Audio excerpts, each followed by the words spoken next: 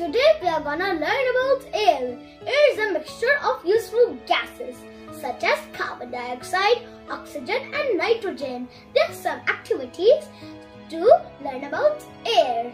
So, the very first activity is fire needs air for burning. We need a big bowl and a candle that is fired up. Now, we are gonna flip the glass over to the candle and let's see what will happen.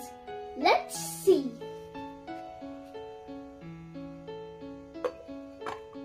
Now wait for a while. See friends, you are seeing what happened? See, the candle has burned off. That means it needs air for burning. About the first activity, now we are gonna do about the second activity. It is air occupies space. Now I've got a big bowl full of water and I've got a glass.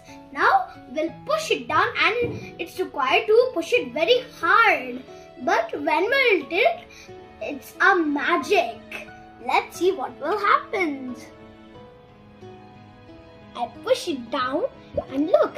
See friends, did you saw something big? Yes, it's bubbles. So now you have saw what's that magic? That means air occupies space, and when we push the glass very hard to down, and then the air gets out and it forms to the bubbles. That means air occupies space.